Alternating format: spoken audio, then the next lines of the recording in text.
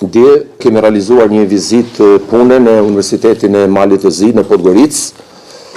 Natyrisht përveç takimeve me rektorin, paraprakisht jemi takuar edhe me përfaqësues të ndryshëm të partive politike shqiptare, të faktorit shqiptar atje për të koordinuar hapat konkret dhe veprimet që do të ndërmerren për konkretizimin e iniciativës për themelimin e Institutit të Albanologjisë në Malin e Zi. Siç jeni dijeni, me vendim të Parlamentit të Malit të Zi, do të mbështetet financiarisht themelimi apo ngritja e Institutit të Albanologjisë. Është një hap i madh cilësor përpara në rrafshin akademik, edhe në rrafshin kombëtar, kulturor. Vendimi i Kuvendit tashmë ekziston vendimi i Kuvendit për themelimin e këtij instituti. Në mbledhjen e Senatit, rektori i Universitetit të Shkodrës, në një ndër lajme që jep si speaker, njofton për hapjen e Institutit Albanologjik në Malë të Zi. Me këtë rast, ashtu si për çdo rast tjetër, përpiqet ta shesin si bashkëpunim i Universitetit të Shkodrës me Universitetin e Podgoricës. Në fakt, asnjëri nga universitetet nuk kanë asnjë pikë lidhje me hapjen e këtij instituti. Hapja e këtij instituti ka qenë kërkesë prej kohësh e intelektualëve dhe politikanëve shqiptar të Tuzit, Ulqinit, Plavës dhe Gucis. Këtë dëshmon deklarata nën kryetarit të Parlamentit të Malit të Zi, politikani dhe intelektuali shqiptar Nikol Camaj në Universitetin e Shkodrës para pak kohësh. Themelimi i një instituti albanologjik në Podgoricë është një domosdoshmëri historike, shkencore dhe politike. Një institut i tillë do të kryente hulumtime sistematike për dialekte dhe variante gjuhësore të shqiptarëve në Malë të Zi. Do të dokumentonte trashëgiminë gojore, etnografike dhe kulturore. Do të botonte studime dhe revista shkencore. Do të mbështeste arsimin në gjuhën shqipe me materiale e ekspertizë shkencore. Do të krijonte arkiva, bibliografi dhe fonde të digitalizuara për studiuesit dhe do të përfaqësonte shqiptarët e Malit të Zi në rrjeta shkencore ndërkombëtare.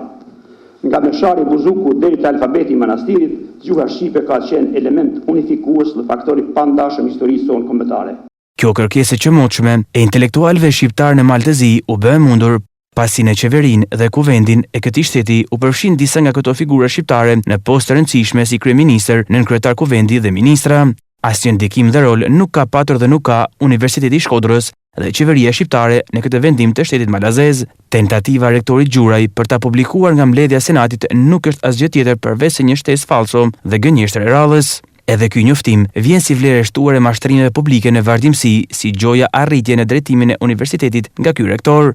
Instituti Albanologjik Shqiptar në Malë të Zi nuk mund të bashkëpunojë ndryshe me Universitetin e Shkodrës përveç se si partner, ashtu si mund të bashkëpunojë me të gjitha universitetet shqiptare në Shqipëri, Kosovë, Maqedoni, Bosnia, Kroaci, Sloveni, Serbi dhe Itali, e ku do ku ka qendra apo katedra albanologjike. E thënë qartë, hapja e Institutit të Albanologjisë në Malin e Zi është merit e intelektualëve patriotë shqiptarëve atje. Për hir të së vërtetës, është edhe pjesa pozitive e shtetit të Malit të Zi në drejtim të respektimit të lirive dhe drejtave themelore të pakicave shqiptare, si edhe shprehje dëshire së mirë nga ana e tyre për të ruajtur raportet e mira me Shqipërinë fqinje.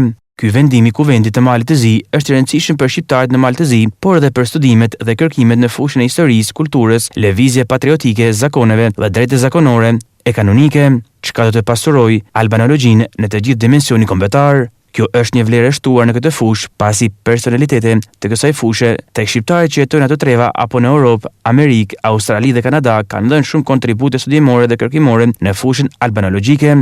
Vazhdojnë të japin pa kursim, qoftë në fushët ku levrojnë, qoftë në numrin që sa vjen e shtohet këtyre personaliteteve edhe nga moshët e reja, të cilët shprehin dukshëm për kushtimin patriotik dhe shkencor për të nxjerrë në dritë vlerat e gjithanshme të këtyre trevave. Përkushtimi intelektualëve dhe politikanëve të treva shqiptare jashtë Shqipërisë dallon së tepërmi në raport me homologët e tyre që ushtrojnë veprimtarinë në Shqipëri në fushën albanologjisë, të cilët karakterizohen nga plogështia, mungesa ndjesisë patriotike, çka shpesh i bën selektiv, preferencial dhe sipërfaqësor në kërkimet e tyre të pamjaftueshme për të justifikuar atë që përfaqësojnë dhe paguhen.